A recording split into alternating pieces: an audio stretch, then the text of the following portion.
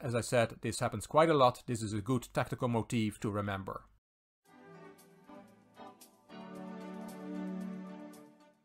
Hello chess fans, this is Rick from Chess to Impress with number 133 in the series Viewers Games. It's the turn of Matt. Hi Rick, I've watched all of the Viewers Games from Chess to Impress and Chess to Progress. I love seeing regular people's games analyzed on your channel. And I have even sent a game in before, which was number 43. So it's Matt's second video in the Viewers Game series. The first one was on Chess to Progress. That's where I used to do the Viewers Game series before I moved it to Chess to Impress. Let's have a look at Matt's game. It's a bullet game.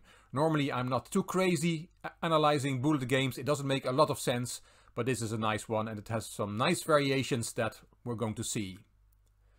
It was played on Lichess. Matt was Matteos42 and had a rating of 1458. His opponent was Bishnujit with a rating of 1402. In the first video, number 43 in the Viewers Game series, Matt's rating was around 1100. That was his blitz rating. I'm not sure if it was on Lichess or not, but anyway, 1458 bullet rating is not bad. Matt opened with the e-pawn, e5, knight f3, knight c6, and Matt plays the Ponziani opening. It was advocated by Howard Staunton, who was the world's strongest player in the mid-1800s. For decades it was called the Staunton's opening or the English Knight's game. Today it's usually known by the name of Domenico Lorenzo Ponziani, whose main contribution to the opening was his introduction in 1769 of the counter gambit with 3 f7 f5, this move. But in the 21st century, Matt's opponent played knight f6, d4, and you can take on e4 with a knight, that's a variation, then white plays d5. But in this case, black took on d4, that's also possible. e5, that's the whole point of that pawn sacrifice, and you can play knight d5, that's the most popular move. Knight e4 is also possible, for example, played by Magnus Carlsen's second, Peter Heine Nielsen, in a classical game, but knight g4 was played by black. Matt took on d4, white has a pawn back and has a mighty pawn center. d5 from black, and Matt is kicking the knight back. That knight only has got one square, and g4. Matt made 7 of the first 8 moves with a pawn. And after knight g8 we can say that black made 4 of his 8 moves with the same piece, that knight. Which is now back on its starting square, but it's a bullet game, so it doesn't really matter. Bishop b5 developing, we see a few developing moves from both players. And now Matt makes a mistake, and that's very instructive. Bishop d2, this is a tactical motif that we see quite a lot, so this is one to remember.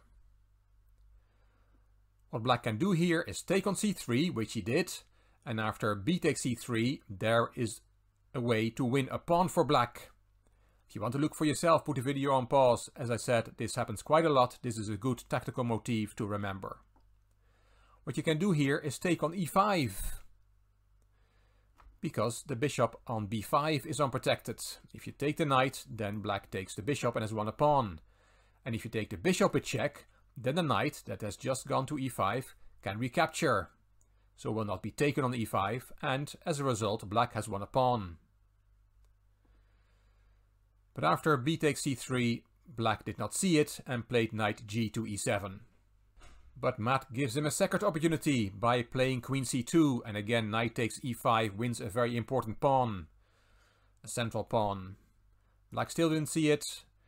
He castled, and knight g5, and now white has a little threat on h7. That would be checkmate. Knight g6 was played to take queen takes h7 out of the position, and h4. Matt is going to attack. Again, knight c takes e5 is possible here. Then white can play h5, and this is a crazy position with lots of pieces hanging. But the engine thinks that with perfect play the game is in a balance. This knight is hanging, this knight is hanging, that bishop is hanging. Crazy stuff. Let's not go into these variations. So after h4, knight c takes e5 is the best move for black. He still didn't see it and took on g4, and that move deserves a question mark, because now Matt plays the strong move h5. The knight is attacked, cannot play because of the checkmate. What black can play here is h6, counter-attacking the white knight. Then we have h takes g6, h takes g5, and g takes f7 check. And after king takes, this position is good for white. Black has an unsafe king and weak pawns on the king side. You don't want to take with the rook in this position, because then the queen comes to h7 and white is winning. So all this after h5 and then h6. But black must have panicked here. He saw he couldn't play the knight away and decided that the only way to get out of this was a piece sacrifice. It was not necessary. Matt says, thank you very much, I'll take the piece. h6 and knight back to f3. Knight takes f7 instead would have even been stronger. King takes, queen f5 check, king g8, and you win the piece back on g6. Very nice. But knight f3 in this position is also okay. Matt has a piece for 2 pawns and he has the bishop pair. He's having a great game so far. Knight c to e7 was played. And now look at this one. Bishop takes h6 on the 19th move. A nice piece sacrifice from Matt. He's tearing down the protection around the black king. Very impressive in a bullet game. G takes, and here queen d2 to take with the queen on h6 is even stronger. But Matt took with the rook. King g7, rook back, and c6. Kicking the bishop. The bishop went happily back to d3. We also take part in the attack on black's king. Queen d7, and here rook g1 is a strong move. Queen d2 is also a very strong move. These are good ways to continue the attack. But Matt played knight g5 instead. And that allows black to come in to g4 with the queen. And now the engine says the game is equal. Black did not play it. He played rook h8, giving Matt another chance. Rook g1, keeping the queen out of g4. But Matt decided to castle queenside instead. And now black grabbed his chance. Queen g4. Very active position there for the queen, combining attack and defense. And here we see another instructive tactical motif. The in-between move. Matt took on h8. And that fails to queen takes g5 check. An in-between move, picking up a full piece, and to make matters worse, white's attack is now gone. He just doesn't have enough firepower left. Let's see the remaining moves. White is in check, so king b1.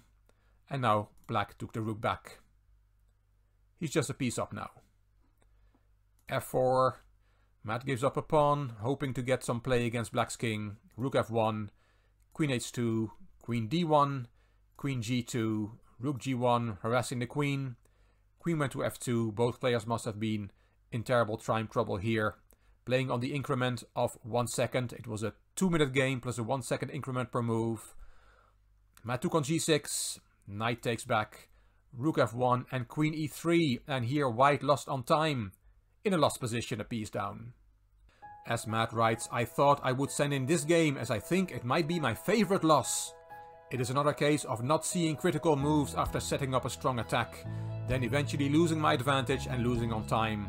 What I like about it is how I harassed my opponent's knight in the opening and how I created a position that allowed for a lot of activity for my pieces, especially my light squared bishop and my rooks. Yes indeed, Matt, you set up a very nice and very strong attack. Impressive in a bullet game, but it was not an immediate win. Black defended well and you lost the thread in time trouble. Dropping that piece with that in-between move, queen takes g5 check. Thank you very much, Matt, for sending in this game, and you're the first viewer who had 2 games analyzed on my channel. I'm looking forward to your 3rd game. If you would like your game to be analyzed on the Chess to Impress YouTube channel, then you can send it to me by email to classroomchess64@gmail.com. If you like this video, please give it a thumbs up, please subscribe to the Chess to Impress channel, and please leave a comment. I will read them all and I will reply to them all. If you like this video, then please share it on social media by clicking the share button on YouTube.